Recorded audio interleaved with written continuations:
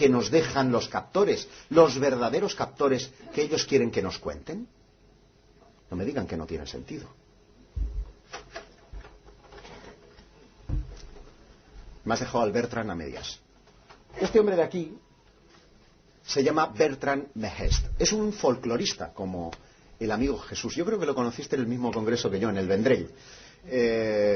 Y Bertrand tiene un libro precioso, chiquito, pero en francés es lo malo, se llama Soucoupé, Volants et Folklore, en el que habla de los platillos volantes, que eso significa soucoupé, y el folclore. Y él advirtió algo que le pareció muy, muy llamativo. Y es que las experiencias de abducción encajaban con la mayoría de cuentos e historias y leyendas europeas de siglos atrás, de duendes, de gnomos, y en sus más recientes trabajos ha incorporado la figura del chamán. Porque observaba, por ejemplo, que cuando los gnomos entraban a una casa se producía el fenómeno que narran las historias de la lucerna extinta. Dirán ustedes, ¿la lucerna qué? Pues soplen ustedes una vela, se apaga la vela, eso es la lucerna extinta. Es decir, que cuando entraban los gnomos, las luces se apagaban. ¿Y qué he dicho que le pasaba a los coches? Que las luces, el motor, la electricidad desaparecía. Él dice, caramba, curioso. Observaba como, por ejemplo, el que aspiraba a ser chamán tenía que hacer un recorrido iniciático, y en el cruce de caminos era donde era asaltado por los iniciados para llevarle a una cueva. En esa cueva, que en el fondo es un emblema del útero, del contacto con la diosa, con la tierra, en el fondo está representando ese platillo volador. Es colocado en un ara de sacrificios, en este caso es colocado en una camilla médica, y allí se le rociaba el cuerpo con un líquido ámbar, lo mismo que les ocurre a los abducidos. Experimentaba la muerte y la resurrección. Es decir, que cuando el chamán salía de ese episodio iniciático, había dejado atrás su antiguo yo para convertirse en un ser preparado. Y paradójicamente, todos los abducidos, todos, sean de alcoba o sean tradicionales, tras su experiencia han cambiado su vida de una forma significativa. Han encontrado su lugar en la existencia, han hallado, digamos, una visión más colectiva, más de hermano a hermano, más de confraternizar con la gente en lugar de rivalizar con ella, una mejor, digamos, observación de sí mismo y ecología del entorno. Es decir, hay una transformación prácticamente mística. Algo que ya este hombre, Sir Arthur Conan Doyle, el creador, saben ustedes, de Sherlock Holmes, había experimentado por iniciativa propia. Él decía que estas experiencias eran segregadoras del alma. Y él mismo protagonizó un incidente de visita de dormitorio, un episodio que muy pocos conocen y que es cierto. Estando en su casa de Sussex, tuvo la oportunidad de que una presencia entrara en ese dormitorio, se quedara absolutamente rígido y no pudiera reaccionar ante él, y sin embargo es una visita que nada tiene que ver, o que en aquella época no se interpretó como extraterrestre. Y esto es también importante, porque ahora es cuando las interpretamos como extraterrestres. Yo les decía al principio, sinceramente, no sé si estos son episodios ufológicos o no, porque han tenido un largo bagaje a lo largo de la historia y una amplia transformación. Por ejemplo, durante la Edad Media, las actas inquisitoriales están llenas de relatos que nos hablan de relaciones entre el diablo y las doncellas. Me refiero a los episodios de íncubos y súcubos, donde el demonio poseía a esas mujeres, también a los hombres, de ahí, lo de in y sub es por si estaba encima o debajo. Y en función de esa historia, digamos que existía esa también transformación. Las relaciones sexuales con esas divinidades o semidivinidades o semi-infernales se han ido manteniendo, insisto, a lo largo de los siglos. ¿De dónde vienen entonces estos seres? ¿Estamos hablando de extraterrestres o hay otras posibilidades? En un libro que les hago publicidad, a pesar de que no lo van a poder conseguir porque ya está agotado y lamentablemente no se van a hacer más ediciones, el de Infiltrados, yo sostengo la idea de las dimensiones entre nosotros. Una idea que tampoco es que sea mía, ni mucho menos, pero que viene inspirada por este hombre, que es el reverendo Edwin Abbott. Este hombre escribió un libro que se llama Flatland, A World of Many Dimensions, un mundo de muchas dimensiones, en el que sugería una historia poco de raya, porque él inventaba un mundo que era de figuras geométricas, en donde un círculo es abducido, un cuadrado es abducido, llevado hasta el aire, y entonces en este mundo de figuras geométricas me he olvidado de decir que es en 2 dimensiones, son todo sombras, ¿eh? La sombra tiene largo y ancho, pero no tiene profundidad, ¿verdad? O esta diapositiva es también de 2 dimensiones, no tiene profundidad, es una imagen proyectada. Entonces, imagínense ustedes que el rostro de Edwin fuera una figura geométrica. Si la alzan, él está viendo la 3ª dimensión. Decía que podía ver, en lugar de la sombra de un círculo, podía ver una esfera. Y que cuando esa esfera es en el país de las n dimensiones, lógicamente uno está viendo el punto primero, después una sección más ancha y así hasta que completamos la esfera completa, ¿no? Y yo decía, bueno, ¿acaso esto no puede ser un poco lo que los abducidos nos puedan estar relatando? Las historias que nos cuentan, que no sea realmente la realidad fáctica, sino su visión, porque están entrando en una dimensión absolutamente desconocida, de la que solamente podemos percibir la sección de nuestra 3ª dimensión, de nuestra realidad. Es una de las hipótesis que propongo y de la que después, si quieren, en el turno de preguntas trataremos de profundizar un poco más. ¿Me la has liado? Espera, que tiro para atrás.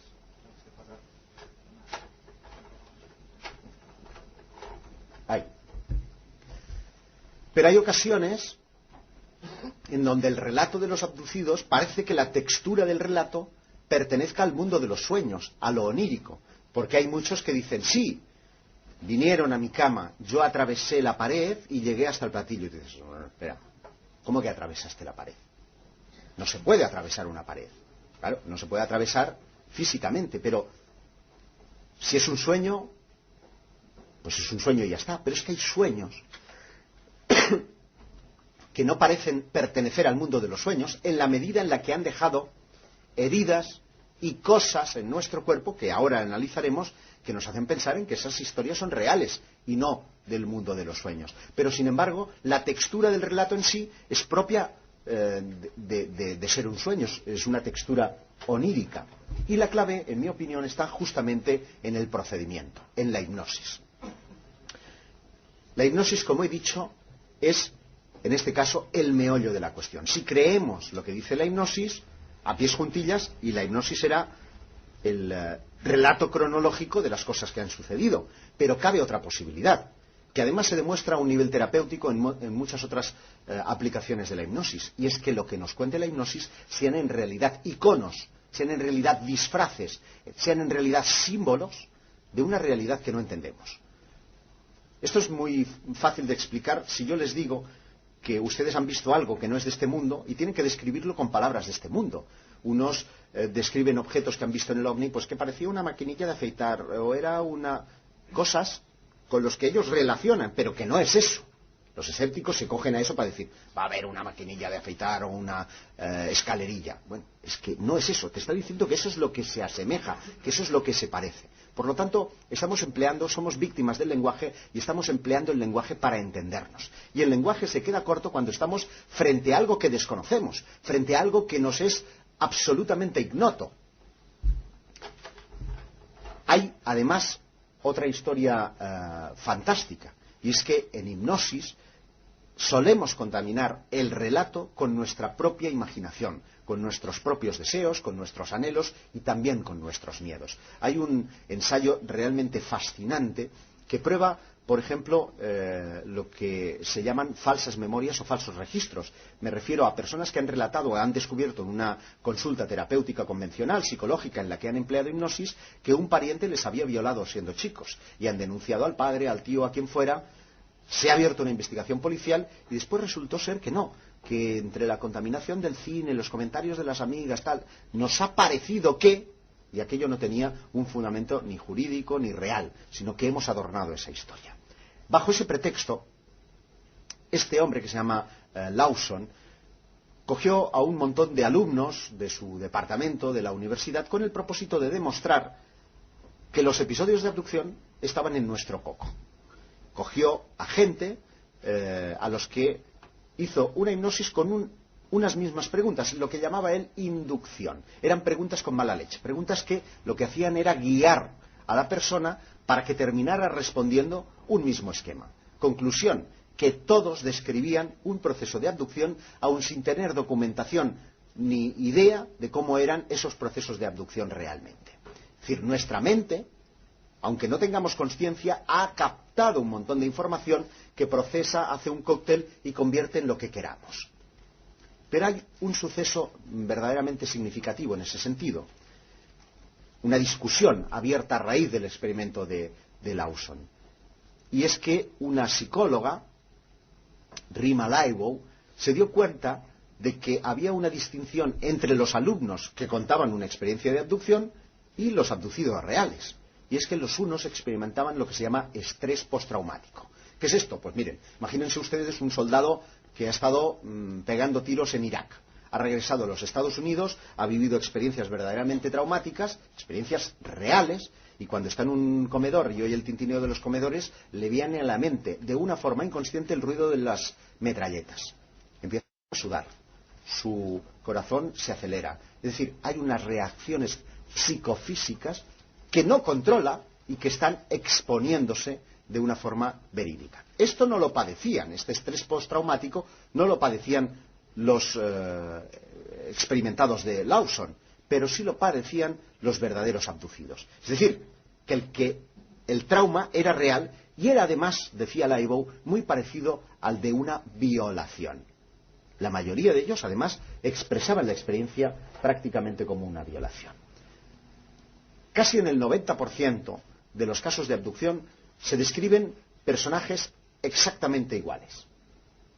Los extraterrestres cabrones, es decir, cabezones, ojos rasgados, apenas visibles su nariz o su boca, una fina línea, y de un comportamiento, piel grisácea, dedos sumamente alargados, ausencia o órganos genitales atrofiados, y ese comportamiento, insisto, curioso, exploratorio, en ocasiones se les ha visto al lado de otros seres de formación más compleja, más humanoide, que parecían actuar de jefes de estos, que dan la impresión de ser clónicos porque prácticamente todos son iguales los unos a los otros. Y el que han visto antes, Lawson, dijo, caramba, si miramos a estos, a esta cabeza grande, esos ojos así, ¿no nos recuerda a un feto humano?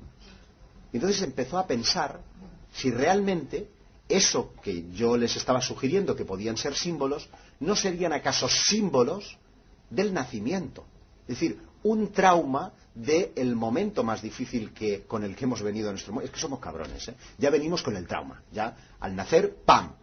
Pues él sugería esto, que era un recuerdo, decía, perinatal, que las imágenes de los extraterrestres no dejaba de ser la imagen de un feto humano.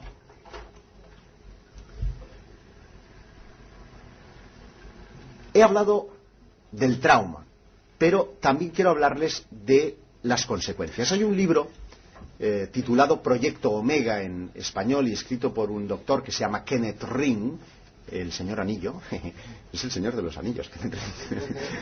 Bueno, pues este hombre recibió un encargo de su editor, decía que estos no eran temas serios, que él prefería centrarse en la experiencia humana de las experiencias cercanas a la muerte, le dio un montón de documentación y como era un encargo, además con una cuantiosa suma de dinero, Kenneth no tuvo otra alternativa que examinar todos aquellos datos y le picó la curiosidad. A tal punto que se dio cuenta que existían unas notables similitudes entre las experiencias de abducción y las experiencias cercanas a la muerte, al menos en lo que eran sus consecuencias. Porque al igual que en las experiencias cercanas a la muerte, el porcentaje más importante era de mujeres y no de hombres. Curioso. ¿Tiene la condición femenina mayor cantidad o posibilidad de vivir experiencias extrasensoriales, psíquicas, ufológicas? ¿Se debe a su condición de mujer o se debe a su predisposición genética? Porque saben ustedes que el ADN de la mujer no ha tenido un ciclo de interrupción a lo largo de la evolución del hombre que sí ha tenido el hombre. Es decir, el hombre genéticamente es más imperfecto que la mujer. Por eso la mujer resiste mejor a la enfermedad, tiene mayor longevidad, etcétera, etcétera. ¿Puede tener algo que ver esto?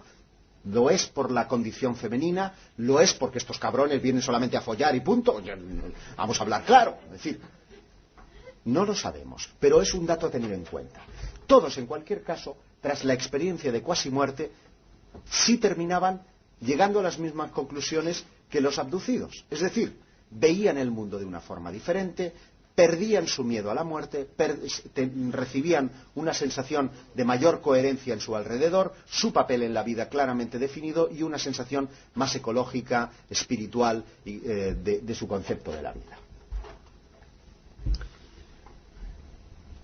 En algunos casos, estas experiencias, que no sabemos si son de otras dimensiones, si son espíritus, si son lo que sean, ya les dejo imaginar lo que quieran, tienen un comportamiento realmente desconcertante. Esta mujer, por ejemplo, asegura poder mantener relaciones sexuales con estos seres, fruto de los cuales ha concebido como madre de alquiler para ellos.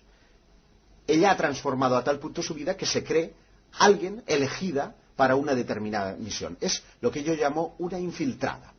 Porque todos ellos, todos estos abducidos, en el fondo, terminan por entender que tienen una misión, que tienen un papel en la vida. Algunos lo cuentan abiertamente. Yo, después de esto, puedo curar y quiero que mi comunidad sea mucho más feliz. No, mi papel en la vida tiene que ser tal, el que sea. Todos parecen desarrollar una misión mística o trascendente, desarrollar una sensación de espiritualidad en su alrededor, etcétera, etcétera. Quiero insistir en el asunto de las relaciones sexuales, porque en algunos casos, como es el caso de Clelia en Gran Canaria, han engendrado hijos objetivos. Es decir, esto es una ecografía objetiva en la que hay un futuro embrión. Perdió este niño a los 3 meses. Les presento también, creo que está el informe en este caso, ligeramente aumentado de tamaño, en cuyo interior se observa una imagen 18 milímetros, compatibles con saco gestacional, de embarazo incipiente. Junto a ella se observa otra pequeña imagen, 17 milímetros, que podría corresponder con otro embarazo. Estos embarazos desaparecieron de la noche al día, con esa sensación de que ese hijo, futuro hijo, está en algún lugar vivo, coleando, y que tarde o temprano volverá a ella. Paradójicamente, cuando tú le explicas cómo fue la experiencia, o la recuerdan o la disfrazan. En este caso, ella lo concebía como un sueño, donde sus captores adquirían la forma de la cosa que más miedo le daba, que era en este caso un Doberman, un perro. Curioso. Digo esto por la similitud de lo que había dicho antes con lo de Taken, con la serie Abducidos. Claro, les pongo aquí la portada del libro, insisto, no por hacer publicidad, sino por hablar del asunto de las otras dimensiones, porque si fueran extraterrestres, y teniendo en cuenta la incidencia en la población de este fenómeno, que les cuento, año 1991, el Instituto Roper, que nada tiene que ver con aquella extraña pareja que no se metían en 4, sino que es un prestigioso estudio de estadística norteamericano, decide hacer una encuesta sobre 1.500 norteamericanos para ver si reconocen sobre sus organismos fases de lo que podría denominarse abducción o visitantes de dormitorio. Su conclusión es que un 4% de los norteamericanos habría reconocido síntomas de abducción. Un 4% de 85 millones de personas son casi, si mis matemáticas no fallan, 2 millones de norteamericanos. 2 millones de personas que estarían sintiéndose protagonistas de incidentes parecidos. Es mucha gente. O los yanquis son unos sementales del 15, que también puede ser, no sé, en las películas al menos se ve mucho. O necesariamente, imaginen ustedes, la NASA, cuando fleta un cohete. Fleta un cohete, Se tiran 3000 años antes de que no digan el take off, ¿verdad? Hay siempre, bueno, problemas, como sea, no hay un lanzamiento cada 2 días, se tarda en llevar a cabo. Para que hayan 2 millones de abducidos solo en Estados Unidos, ¿cuántos platillos volantes tienen que haber llegado aquí a ocupar, venir a nuestros dormitorios, coger a nuestras mujeres y hombres, concebirles, soltarles y volver a su galaxia? Es evidente que es un dispendio, es una cosa extraordinaria. O ya están aquí y por lo tanto les resulta fácil salir de su guarida para materializarse, venir, hacer lo que tengan que hacer o largarse, o necesariamente tenemos que acudir a otras alternativas para explicar este fenómeno. Y ahí es donde entra el asunto de las dimensiones. ¿Qué es esto de las dimensiones? Ya les he hablado de la sombrita, ¿no? De las 2 dimensiones y de la tercera dimensión. Pero es que hay N dimensiones. Los científicos están cada vez más convencidos de que este es un universo mucho más complejo de lo que realmente nosotros podemos percibir. Y dentro de nuestra tercera dimensión caben N dimensiones también. Es decir, no hace falta pensar en una cuarta, quinta, sexta dimensión. No, no. Dentro de nuestra tercera dimensión hay un factor, que es la cuarta dimensión, el tiempo, en donde lo que yo acabo de decir ya forma parte del pasado, pero ¿quién nos dice que ese pasado no se está repitiendo hasta el infinito y por lo tanto tiene su vida propia? Lo que no existe es el futuro, pero el presente tampoco existe. Pero lo que sí existe es un permanente pasado. ¿Quién nos dice que en otro tiempo están coexistiendo ahora mismo lo que fuera este edificio? Que no están aquí, a lo mejor con la tertulia del año pasado, escuchándome, fíjense ustedes qué aburrimiento, a mí mismo en las segundas jornadas. O sea, esto es tremendo. Y que tuviéramos la capacidad de poder dar un salto de esa otra realidad a la nuestra. Cuando yo hablo, por ejemplo, de los videntes, me los imagino así, como personas con capacidad para sintonizar la radio, que están en la misma dimensión, porque están utilizando el mismo espectro de luz, de banda electromagnética para emitir, pero con un simple sintonizador estamos cambiando de un dial a otro y por lo tanto pudiendo escuchar desde Jiménez de los Santos hasta Carlos Herrera. Lo único que hemos hecho es tener el sintonizador. Y en nuestro caso el sintonizador está aquí. Es un sintonizador mental. Muchas de las experiencias que se relatan de abducción pueden ser inducidas por un, llamémosle, procedimiento químico o incluso electromagnético. Hay un tipo en la Universidad de Ontario que se llama Michael Persinger, que se cogió a una investigadora escéptica, Susan Blackmore, la puso un casco, que parecía el Neng de Masquefa, le dio allí un rebortijón de electromagnetismo y activó su lóbulo parietal.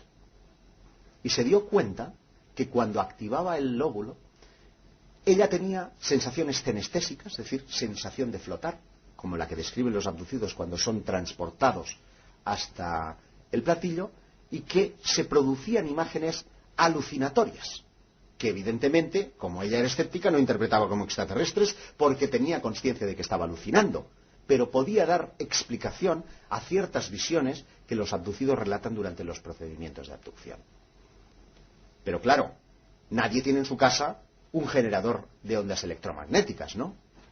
Pero lo que sí tenemos es torres de alta tensión, sí tenemos vetas geológicas, sí tenemos ríos subterráneos, sí tenemos un montón de cosas que bajo determinadas circunstancias podrían activarnos la mente como lo hace de forma artificial Persinger.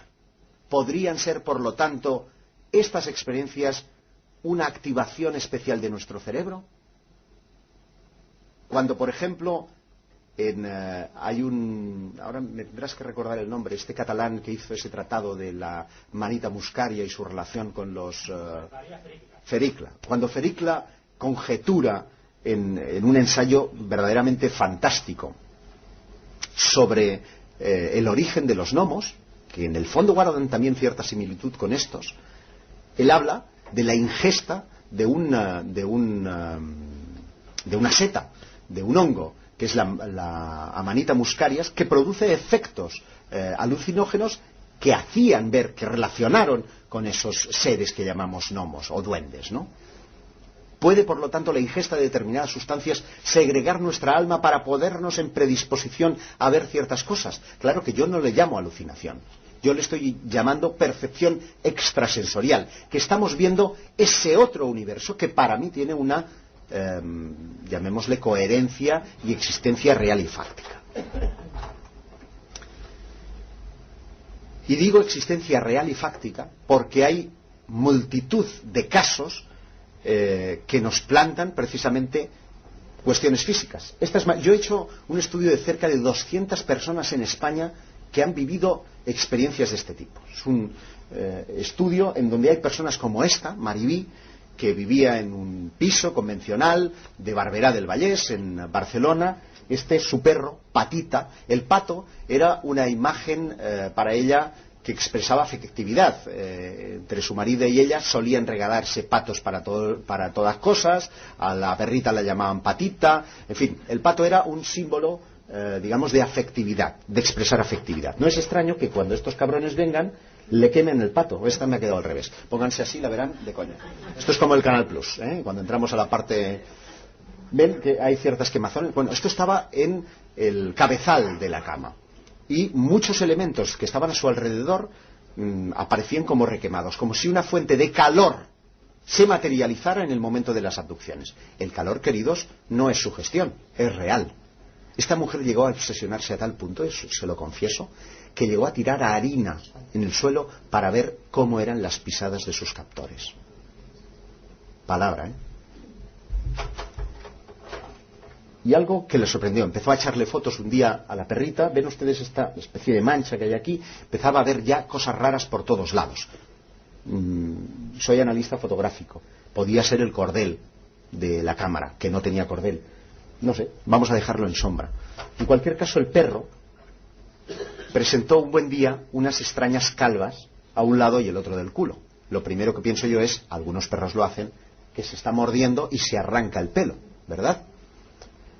Todo y con eso se lleva a la perrita podemos enfocar un poquito mejor, porque si no me va a volver, a la Universidad Autónoma de Barcelona, el departamento de veterinario, en el que se dice: diagnóstico, el cuadro es sugestivo de una dermatosis endocrina. No es posible por el cuadro histopatológico determinar el tipo de endocrinopatía presente. En otras palabras, que el médico dice que no han sido arrancados por efecto de un mordisco, que puede tratarse de un problema hormonal, de endocrino, pero que sin embargo no puede detectar de qué problema es. Es decir, no tenía ni puta idea. Este otro caso lo pongo por una circunstancia muy llamativa. Los casos de abducción, ahora se van a cagar todos, se contagian. Y me consta que en esta sala hay. ¿Quién será? Bueno, se contagian, va en serio. Y además se contagian sin necesidad de que se cuenten estas experiencias. Suele ocurrir, en el caso de Maribí ocurría, que cuando uno detecta un caso en el primero segunda, en el cuarto tercera hay otro caso. Y no se han contado nada la vecina del uno y el otro. Como si estos verdaderamente aprovechen el viaje y dicen: a pasar revista. La del tercero está buena, ¿eh? Vamos. Paceta reticulín. No te quedes con el culín. Zeta reticulín. No, cachondeos aparte. Hay un efecto contagio en las experiencias de abducción que es, por un lado, absolutamente desconcertante y por el otro, sumamente sugestivo, porque dices, sin que exista un medio de comunicación, sin que exista un factor verbal, hay personas que están relatando exactamente lo mismo sin tener conocimiento el uno del otro. Dulós, durante la realización de este libro, me acompañó en varias visitas a casa de Maribí. Escuchó, en este caso, el relato de Maribí. Y terminó teniendo contactos con seres que, aunque eran diferentes a los de Maribí, guardaban un parecido extraordinario con los suyos.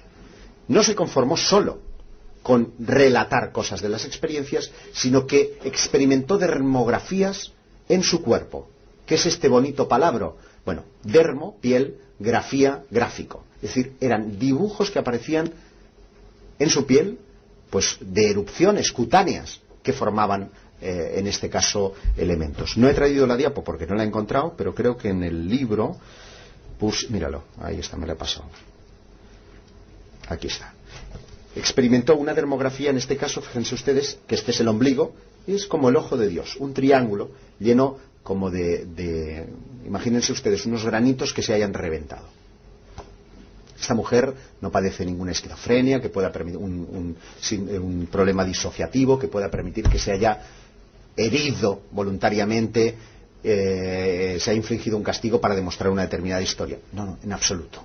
Es más, fue incluso protagonista de ovnis, de los que existen partes policiales, que fueron observados por cientos, si no incluso miles de personas en la noche del 11 de noviembre del 85, grabados por la televisión. Es decir, aquello disparó verdaderamente un montón de experiencias. ¿Fruto de qué? Fruto de conocer a una persona que había vivido experiencias. Ya sé qué están pensando ustedes. Si yo he tenido contacto con tantos, ¿habré experimentado algo? Bueno, quienes hayan leído el libro ya saben que sí. Se lo voy a relatar si quieren.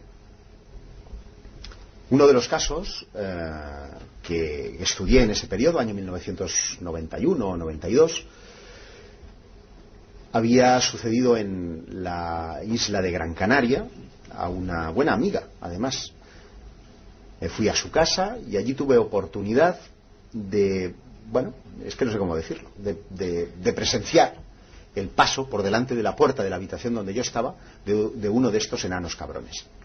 Les voy a confesar que yo no me he sometido a hipnosis. Lo que recuerdo es el principio de la experiencia y no he querido, aunque me lo han ofrecido, no he querido llegar más lejos, porque si tengo que tener una transformación prefiero llegar por la vía larga, que es más divertida, ¿vale? Pero he tenido, luego si quieren se la cuento con más detalle. Otro caso, el de Anabel y José María, quienes también presentaban fotografías extrañas en su casa, habían protagonizado historias digamos más de índole paranormal que ufológica, y poco antes de casarse deciden hacer un viaje para conocerse un poquito mejor, ya me entienden.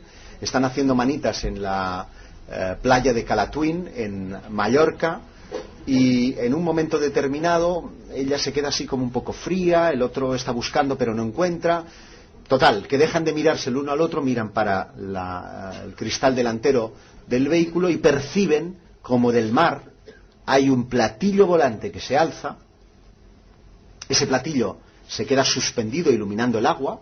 El chico, que además es un chico bastante aprensivo, se queda acojonado al instante, se abalanza al asiento delantero para abrir la guatera y sacar de allí una linterna, y el hombre insensato se baja del vehículo para ponerse al volante, pero ilumina al objeto. Entonces percibe, al iluminar el objeto, que hay una especie de monje chiquitín. Dice que es un monje porque ve un hábito, y como echando chispas de debajo de los hábitos y haciendo un movimiento así, un balanceo, se va acercando hacia ellos, volando. Ahí se caga. La mujer gritándoles, pónganse ustedes en situación: ¡José María! ¡Entra! ¡Vámonos de aquí! Y el otro con la linterna puesta, que no acertaba a darle a la maneta. Se sienta en el coche, le da, que la marcha no entra. Cuando entra finalmente no encuentra la salida a la playa, que he de confesar que es complicada. Las piedras golpean por debajo, y aquello más cerca. Logran salir de la playa, y cuando lo consiguen, por delante les viene una especie de ser volador con esos ojos que ya les he relatado en más de una ocasión, de estos seres misteriosos, y ese bicho, lo que fuera, se estrella contra el coche, contra el techo, cae por el precipicio, y ellos siguen viaje hacia arriba hasta llegar a una iglesia que está situada aproximadamente unos 3 kilómetros en la carretera de Sacalobra, que es, como dices en catalán o en mallorquín, calobra es culebra, es, para que se hagan idea, curvas paelleras. Que ahí terminan en su aventura. Yo comprobé cómo efectivamente hay un parte del seguro en el que el techo está abollado. Evidentemente el bicho nadie lo encontró, pero aquella experiencia, que es una experiencia física real, concebible, es el detonante de una serie de procesos que luego se exportan a su dormitorio. Ya casados, empiezan a tener visitas nocturnas en donde a él le extraen sangre, en donde a él le cogen semen, en donde a ella también la inseminan, bueno, en fin, y efectos paranormales colaterales de esa historia. Yo he visto moverse las manecillas de un reloj a velocidad perceptible sin que nadie lo tocara. Un investigador que tanto Jesús como yo conocemos, Pedro Canto, fue testigo de cómo una llamada telefónica, un teléfono de estos inalámbricos que no está conectado a la red, que no está conectado al teléfono, me refiero a la red telefónica y a la red de luz. Ambas son necesarias para que funcione y haya un ring. El teléfono suena, descuelga y encima hay una voz que les habla y está grabada. Un episodio verdaderamente fascinante. Yo mismo he visto también los vídeos encenderse, apagarse, abrirse las tapas, cerrarse. Aquello era, de verdad, un poltergeist, pero sin ser paranormal, sino siendo ufológico. Y en algunos casos, llamativos casos como este, en Gran Bretaña en 1985, nos han dejado pozos, porque muchos abducidos tienen la sensación de que les han colocado algo en el cuerpo, de que en ese procedimiento quirúrgico se les ha monitorizado, como a los bichos, como a los animales. Y esto fue encontrado en el cuerpo de un abducido. ¿Qué opinan que es? ¿O qué les parece que es? Va, premio, sorteamos el libro. ¿Quién lo acerta? ¿Quién ha dicho microchip?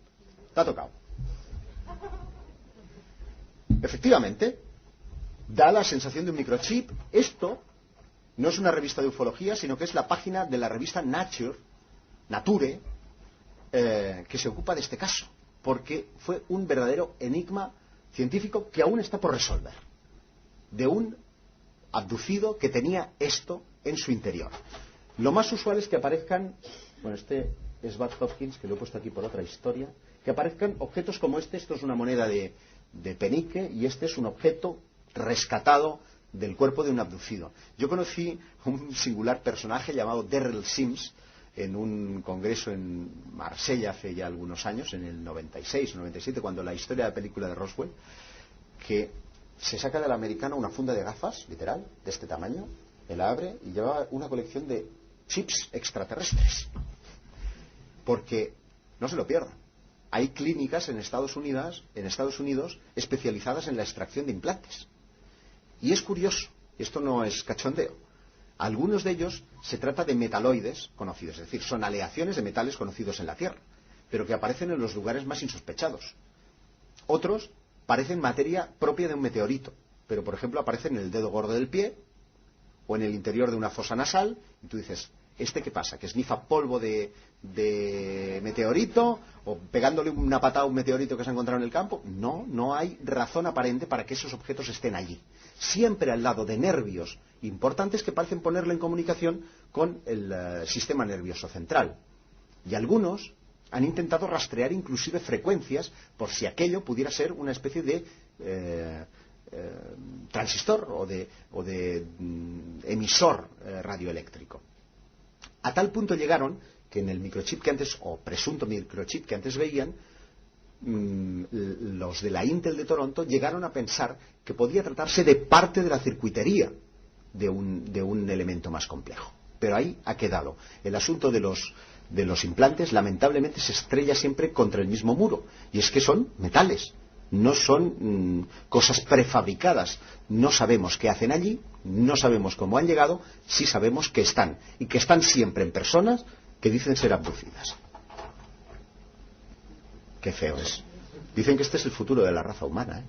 Hacia ahí caminamos. Forma parte de un estudio científico y eso hace pensar si esas historias de hibridación tendrán o no una continuidad.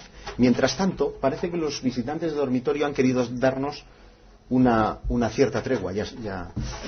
Nos han querido dar una cierta tregua. Tregua, siento decirles, solo mediática.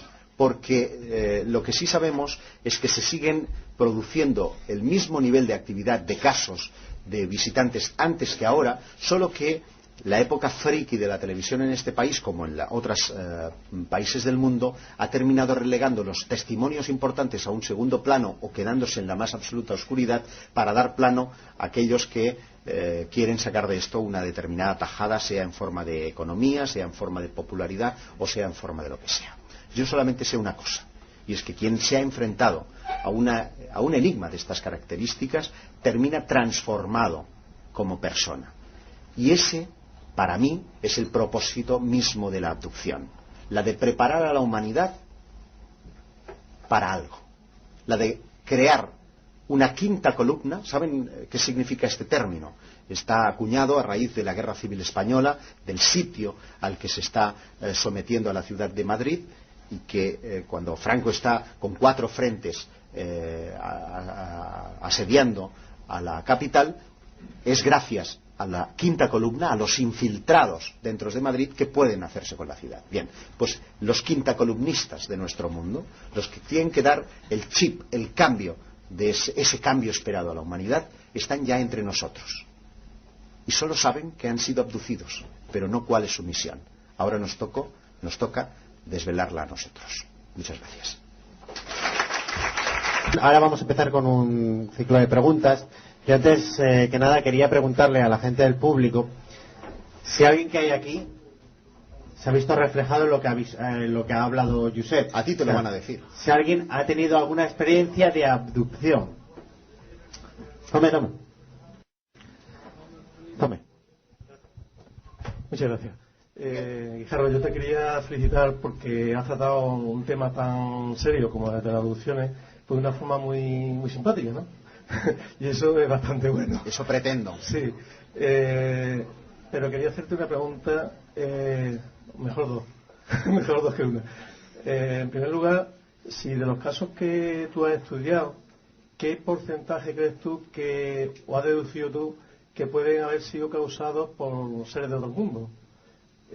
O por otros temas, ¿no? Terrestres, que es un tema que nos has hablado tú, que también tiene su importancia, ¿no? Y otros, si han encontrado algún implante. Sí. Ver. La primera es muy comprometida, Miguel. Tú eres un cabrón. No puedo cuantificarte cuántas de las abducciones son fruto de seres de otro planeta, porque objetivamente, decir una cosa es mi fe. Yo creo que hemos sido, estamos siendo y seremos visitados por seres de otros planetas. Esto es una convicción, como si yo te digo que yo creo en Dios. Es una convicción.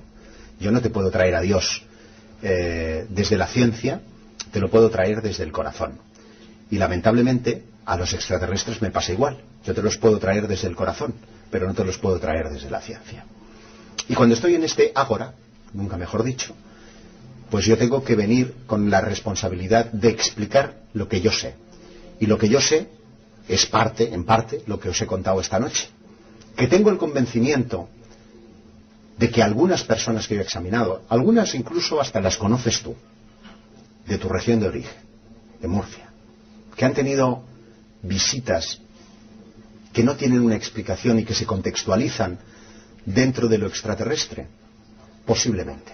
Pero objetivamente no tengo ninguna prueba. Ninguno de esos implantes que he tenido en mis manos se puede decir que pertenezca, ojo, los meteoritos sí son extraterrestres, pero no prefabricados por una civilización más avanzada que la nuestra. Y la textura de los relatos, como he dicho, me encajan más en seres de otras dimensiones, me encajan más en un fenómeno sociológico, me encajan más en ciertas cuestiones de la psicología humana que la de que unos seres venidos de otra galaxia vengan a experimentar con nosotros. Por lo tanto, ahí queda mi respuesta vaga, pero sincera, a tu primera pregunta. Y la segunda, sí, en varios de los abducidos, de estas 200 personas que estuvieron enmarcadas dentro de un proyecto que no es solo mío, sino en el que también participó Javier Sierra, se llama Síndrome Diana, pues sometimos a un protocolo de las 200 que nosotros recogimos en una primera instancia a prácticamente unas 20 y tantas. De esas 20 y tantas que fueron sometidas al protocolo completo, si ya tengo una, hijo de mi vida. Yo digo, voy a terminar hablando no de extraterrestres, sino hablando aquí. De esas, han habido casos en los que las radiografías, además un médico sevillano, el doctor Vila, nos ayudó en alguna de ellas, se han detectado cosas en placas, en radiografías, pero lamentablemente no tenemos, como en Estados Unidos, clínicas que nos vayan a quitar los implantes y por lo tanto tampoco el enfermo nos pueda demandar por haberle quitado algo de su cerebro o de donde esté alojado.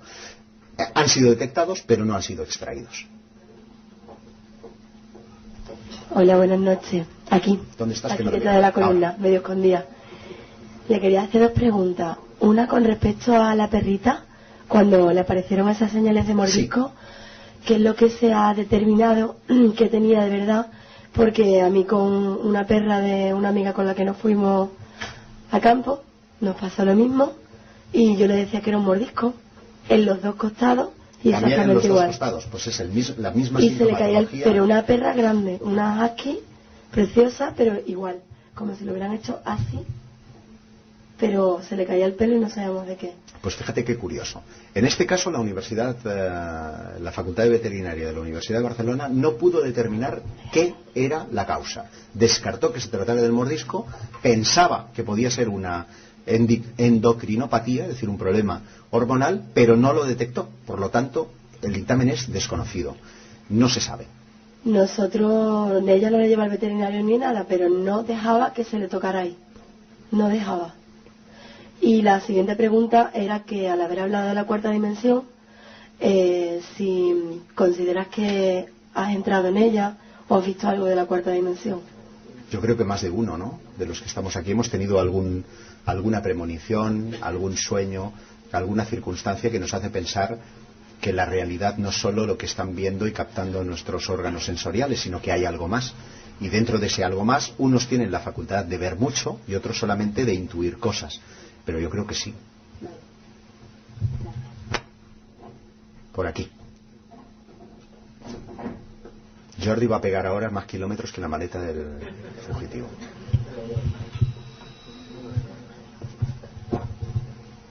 Ahora sí que parezco Eugenio, con el vaso de cigarrillo. ¿Saben aquel que dice? Una pregunta. ¿Dónde está? Aquí estoy. Sí. Me gusta de las personas que están aducidas, que tiene un cambio. Vi en televisión que hay un señor que por lo visto ha tenido una secta, ¿no? Es una secta de los indianos, Raelianos. ¿Esto tiene una veracidad sobre sus aducciones? Vamos a ver. Te agradezco, no sabes cómo, esta pregunta, porque yo he tenido una relación bastante estrecha, no se vayan a confundir, no, lo digo porque es gay, no es gay, le va todo, la carne y el pescado. Porque realmente los raelianos son una secta, así considerada en Francia y considerada en muchos países de Europa como secta, que tienen su sede central en Canadá y que son liderados por un excéntrico personaje llamado Claude Borilon. A lo mejor ustedes por este nombre no les dice nada. Yo tuve oportunidad de entrevistarle para la revista Más Allá hará un par de años y la verdad es que fue una experiencia inolvidable. Porque más o menos él viene a considerarse Dios en la tierra y así se presenta ante sus discípulos. Tiene una corte de ángeles que son unas tías buenísimas que se cepilla día sí día también, y la secta practica sexo libre entre sus miembros. Eso sí, pagan su diezmo, es una putada. De gratis aquí no hay nada. Y digo que te agradezco la pregunta porque muy recientemente el delegado o responsable de la secta en España, Felipe, no recuerdo ahora su nombre de pila, su apellido es Felipe, me hizo una confesión muy personal. Resulta que tanto él como su esposa formaban parte de los raelianos y él se ha visto obligado a separarse después de que tuviera acceso a ciertos niveles de información. Claude Borilon, por no extenderme, tuvo una experiencia de abducción en un volcán francés que no recordaré ahora el nombre, y allí unos seres angélicos le llevan al interior. Este hombre era periodista deportivo de coches. Estaba con su vehículo, le abducen, le llevan al interior del platillo y cuando viene con una serie de revelaciones y de historias. Viene a ser la secta religiosa antirreligión, porque lo que postula es que llegaremos a ser inmortales a través de la clonación, y él se hizo famoso por decir al mundo que habían sido los primeros en clonar un ser humano. Esto ocurría hace un par de años, cuando mostraban imágenes de unos bebés y habían dicho que tenían una lista larguísima de espera de padres que con sumas de dinero importantísimas querían resucitar a sus bebés muertos, o a hijos perdidos, o a familiares fallecidos.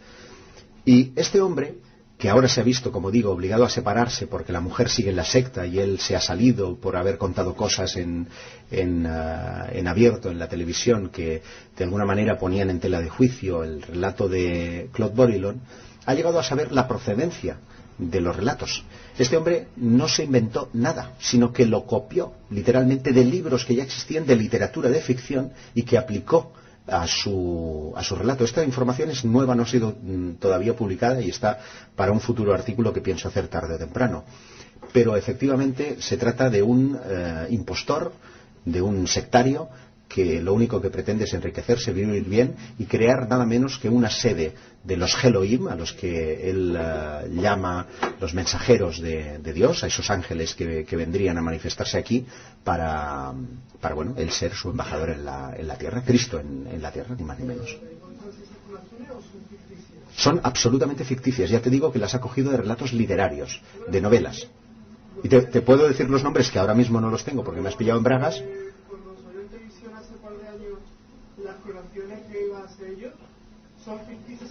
Las clonaciones, vamos a ver. Yo también tuve oportunidad de hablar con la obispo raeliana, Brigitte Boisdelier, que es la técnica genetista que supuestamente llevó a cabo los experimentos. Y esta mujer dispone, en efecto, a través de la clínica Clonet, del instrumental necesario para llevar a cabo las clonaciones. Yo exigí en su día pruebas fehacientes de que esa clonación se hubiera llevado a cabo. Y lo único que obtuve fueron fotografías de un bebé con el rostro tapado que supuestamente era el que habían logrado clonar en primera instancia. No se ha podido determinar, porque no han accedido a que se hagan los análisis, a si ese ADN forma parte de un elemento de clonación o es un bebé convencional. Por lo tanto, no hay ninguna prueba objetiva de que los raelianos hayan podido llevar a cabo. Que tienen el instrumental es seguro, pero si han puesto en marcha una máquina de clonación, se supone que si lo han conseguido han tenido antes que generar un montón de monstruos que en ningún caso han presentado al mundo. Y tampoco han presentado evidencia alguna de que los bebés, 7 que dicen que ya han logrado clonar hasta la fecha, sean reales o no. Ni los papas se han prestado a dar información ni a conceder a la comunidad científica la potestad de poder examinarlos para saber si esos son clonaciones reales o si se trata, como digo, de hijos concebidos de cualquiera de los sectarios que forman parte de la comunidad.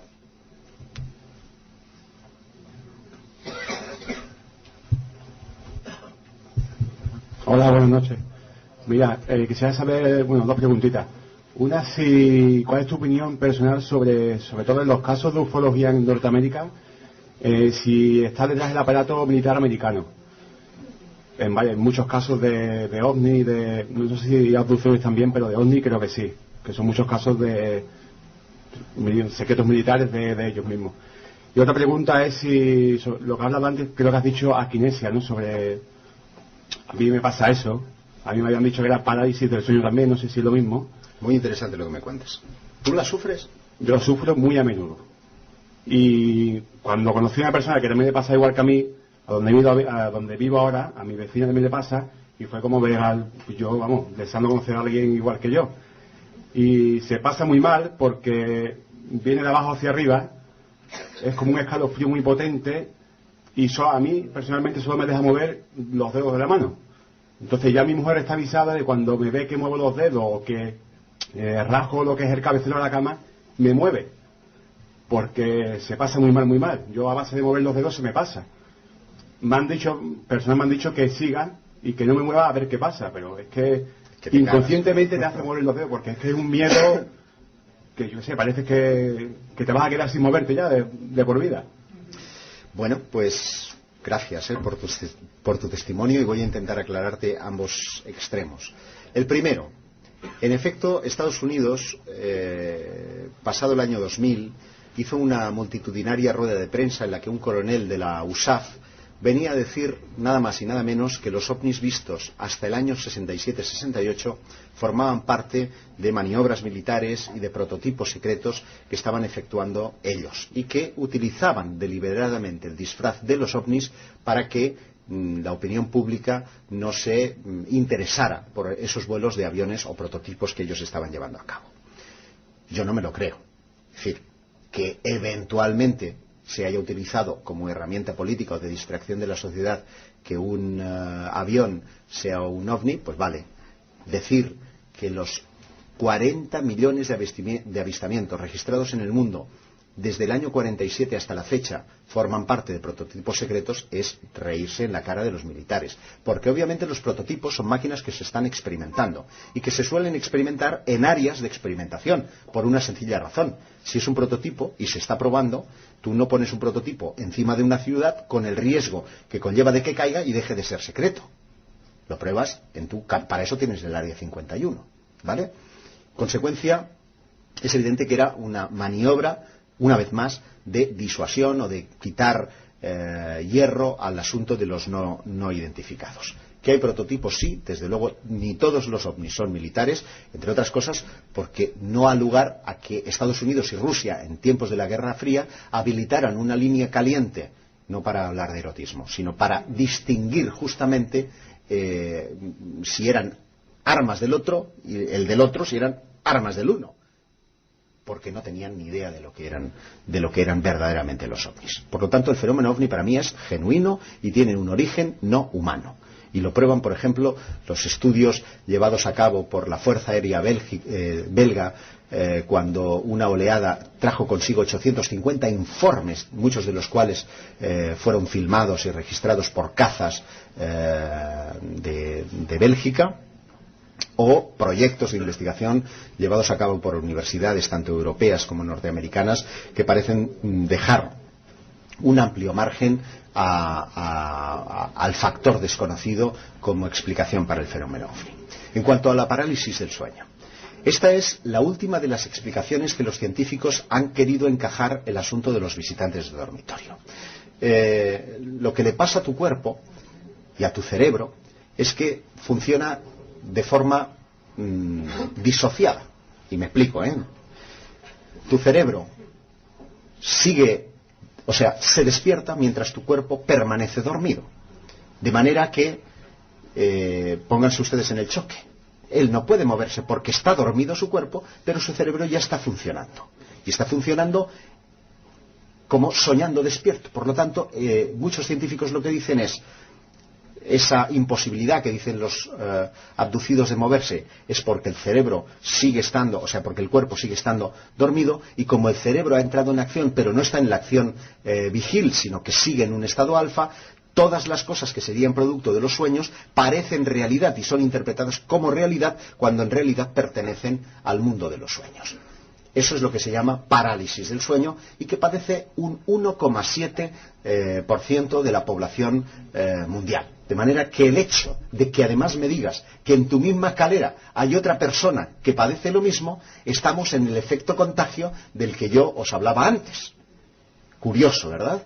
¿Qué es parálisis del sueño el asunto de los visitantes de dormitorio? Yo tengo mis serias dudas, porque tú a que no estás con estrés postraumático, no te has empezado a sudar, ni has palpitado ahora mismo, me alegro, no es en este caso un abducido. Un abducido posiblemente hubiera experimentado una sensación ahora de cierta tensión, porque está reviviendo o está rememorando ideas, iconos y símbolos que para él tienen un significado profundo. Por lo tanto, yo creo que una cosa es esa alteración del sueño, no es una enfermedad, es una alteración del sueño, y otra muy distinta padecer una experiencia de abducción. Gracias. ¿Aquí?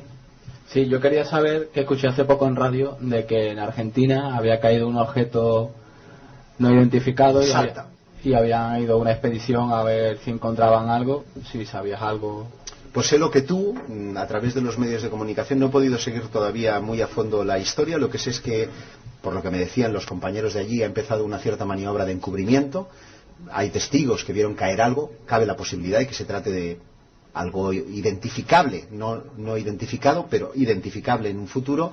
Pero en cualquier caso parece que la zona en la que tuvo lugar el incidente es lo bastante abrupta como para que los investigadores oficiales y no oficiales hayan podido todavía aproximarse y determinar el origen de este incidente. Yo creo que tendremos que seguir esperando y en la medida en la que tengamos información poder conocer lo que verdaderamente ha sucedido en Salta, en Argentina, donde se habla de un crash, de un estrellamiento de no identificados. ¿Tú qué piensas de eso? ¿De? Sobre los estrellamientos. Pues yo pienso que se han producido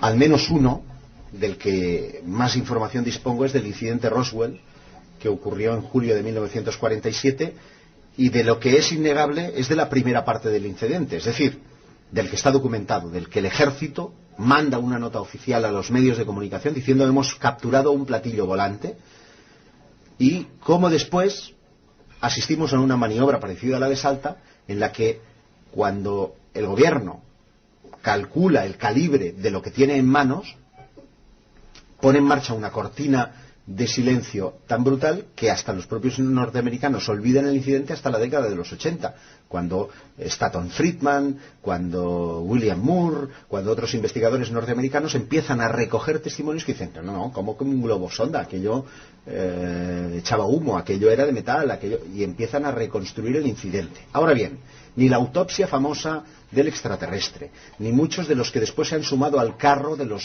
seres, etcétera, etcétera, tienen digamos la validez, a pesar de que sí creo que hubieron seres, y me baso en algo contradictorio por parte de las versiones oficiales. Me voy a limitar exclusivamente a comentar lo que el ejército dijo. El ejército dijo que capturó un ovni, y está escrito en la prensa. El ejército después dijo que aquello era un globo meteorológico. Al cabo de muchos años dijo, no era un globo meteorológico, era un proyecto ultrasecreto para, con micrófonos en la alta atmósfera, detectar las pruebas nucleares que Rusia efectuaba. Aquellos vuelos del proyecto Mogul, como se llamaban, no llevaban tripulación, ni tenían que llevar nada. Y al cabo de un tiempo, cuando salen las imágenes aquellas famosas de la autopsia, dice, no, es que los seres que se dijo que recuperaron no eran seres, eran dummies, eran muñecos de prueba. Entonces dices, si hasta ahora has mantenido que no habían seres ni había nada, ahora resulta que si habían seres eran dummies, luego si habían dummies es que había algo. Es una contradicción en la que caen, ¿vale?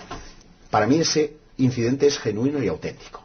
Hay otro incidente más sospechoso en Chile, no recuerdo ahora exactamente, es una localidad del norte, pasado en Antofagasta, en donde a principios de siglo varias personas ven una nave fusiforme estrellarse, y en el presente, hace un par de años, investigadores amigos míos estuvieron detectando con detectores de metales la zona donde presuntamente quedó estrellado. Ese no ha sido rescatado y permanece ahí, no ha sido encontrado todavía, y podemos estar ante un incidente parecido al que tú preguntabas. Y luego hay uno que está todavía en fase de estudio, con versiones bastante contradictorias, en la región de Tunguska, en Rusia, que nada tiene que ver con aquel incidente de 1911, sino que es una, si alguno de vosotros sois aficionados a navegar por internet, en YouTube hay un vídeo muy llamativo en la que se ve un ovni estrellado que está siendo recuperado. Parece que el vídeo es una manipulación, parece. Yo no he podido examinar las imágenes originales, pero me da la impresión de que hay bastantes incoherencias en el rescate del aparato como para que puedan ser tomadas en cuenta. Aún así, no se ha dicho la última palabra, y como los escritos que tengo están en cirílico y yo de cirílico no tengo ni puta idea, tendré que esperar a que me lo traduzcan del ruso para poder comentarte alguna cosa adicional. Incluso en España hay algún incidente que después se ha querido pasar en la zona de Cádiz, que después se ha querido pasar por la recuperación de un satélite, y que ahí está. Del año 47, con el caso Roswell, sí vino Área 51. Ah, mira, y agradezco que me digas eso, porque yo he tenido el placer de conocer a Stanton Friedman, y Friedman hizo unas declaraciones en el 89 que a mí me llamaron mucho la atención, porque dejó intuir que parte de la tecnología desarrollada por la humanidad era nada menos que copiada de los hallazgos que se estaban haciendo en ese platillo volante. Platillo volante que, según reconstruimos, va primero a la base de Wright-Patterson y de allí es transportado a esa misteriosa Área 51. Bien, Friedman bebía de la fuente de un militar de alta confianza que murió un año después de publicar su libro, que se llamaba Day After Roswell, el día después de Roswell. ¿Cómo se llamaba este hombre? Bueno, no me acuerdo ahora del nombre, me acuerdo del libro, no del nombre. Este hombre, que era un militar de alta graduación, sostenía que el F-117A, este famoso avión triangular, que el bombardero B-58, ambos invisibles al radar, que el láser, que el sistema de los ordenadores, el chip de silicio, eran cosas deducidas de la tecnología de ese platillo volador. Me limito al último, al del chip de silicio, tan conocido por la compañía Intel y últimamente también por AMD. Los sistemas de computación utilizados antes del 47 no tenían nada que ver con el silicio. Se estaban utilizando otros componentes electrónicos y todas las investigaciones estaban dirigidas. Hasta que, curiosamente, dos militares que reciben el Nobel y que trabajaban en Nevada, en esa base, reciben el Nobel por inventar el primer chip basado en el silicio. Llamativo. Corso, muchas gracias, señor. Philip Corso. Hola, buenas noches. Vamos a ver. Yo quería hacerte una pregunta que siempre me ha llamado la atención muchísimo sobre el tema de las dimensiones. Nosotros intentamos entender el mundo en 3 dimensiones. La cuarta es el tiempo, efectivamente, aunque no lo interpretamos de forma positiva y negativa la línea, pero bueno. Yo lo que me pregunto es por qué es tan importante otras dimensiones cuando se habla de cosas extraterrestres o se habla de cosas, paranormales. ¿Por qué esas otras dimensiones son tan importantes? No sé darle una respuesta certera. Es decir, es importante en la medida en la que uno intenta buscar una explicación. Yo no elevo ninguna de las cosas que les he dicho a categoría de ley. Son teorías, son conjeturas, son especulaciones. Y entiendo que nuestro universo es complejo. Cualquiera que haya visto una película que está muy de moda, que se llama ¿Y tú qué sabes?, que habla del universo de las posibilidades, habla de la física cuántica, nos compromete, en cierta medida, a que hay una realidad invisible que nos circunda. Y hasta ahí estamos todos de acuerdo. Cuando uno tiene una corazonada o tiene una visión de algo que va a suceder en el futuro, o de algo que ha sucedido porque ha conocido a una persona, le ha dado la mano y ha sentido un algo que le ha dado una información, esa información no se ha producido por una vía tridimensional. No se ha producido por una comunicación espacial, no se ha producido por una visión o por una deducción lógica, no se ha producido por nada que imputemos a la razón, a la lógica o a la física convencionales. Se ha producido por algo que necesariamente tiene que ir más allá. Y en ese más allá caben esas n dimensiones. Les he hablado de la temporal. Hay dimensiones físicas superiores que se pueden conjeturar de una forma física y matemática, aunque no tengamos la capacidad ni mental ni espacial para poder concebirlas. Pero es importante conocer su existencia, porque estas dimensiones nos están influyendo a nosotros y creo entender que nuestro comportamiento también afecta a esas n dimensiones. Cuando, por ejemplo, nos enfrentamos a un caso de desaparición misteriosa, y hay casos tanto de leyenda como en la realidad más inmediata que nos sugieren, personas que andaban por un lugar, han pisado un no sé qué y se han evaporizado, sostenía Scott Rogo, que es un célebre parapsicólogo ya difunto, que era como si tuvieran esa capacidad de entrar a otra dimensión. Hay relatos verdaderamente fascinantes. Una niña en Málaga, en Teba, en la localidad de Teba, desapareció, iba por la calle delante de sus padres, desaparece un buen día y reaparece 3 años después, contando historias relativas a universos. No había perdido colegio, para entendernos, sabía mucho más que las niñas de su alrededor, como si una ciencia infusa, como si algo hubiera alimentado aquella imaginación. Hombre, yo no puedo sostener objetivamente y empíricamente que estuvo en un universo paralelo, pero esa conjetura para mí es suficientemente estimulante como para ofrecerlo al público como explicación alternativa a una serie de fenómenos y de hechos que se constatan y que desde la perspectiva de esas existencias dan la posibilidad de una explicación coherente a muchos de los fenómenos que nos circundan. Los amantes del mundo del misterio tienen su cita todos los viernes de 8 a 10 de la noche en Radio Betis, Voces del Misterio.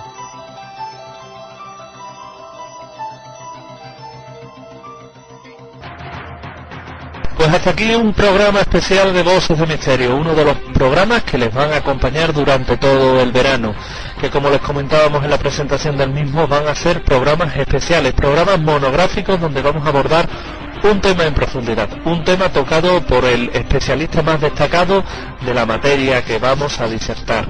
En este caso nos será muy grato que personas de la categoría de Jesús Callejo, de Carlos Canales, de Lorenzo Fernández Bueno, de Juan José Revenga, de Luis Mariano Fernández, de Julio Marbizón y muchos otros nos vayan acompañando y nos vayan amenizando la tarde-noche de este verano tan especial aquí en Voces del Misterio, con todo su saber y todos los conocimientos que atesoran puestos a disposición del oyente, en un verano monográfico en el que estamos tocando temas que nos habéis pedido, los temas que durante todo el año nos habéis reclamado y que, como podéis ver, os estamos emitiendo por y para vosotros, para los oyentes de Radio Betis, de aquí, de Voces del Misterio.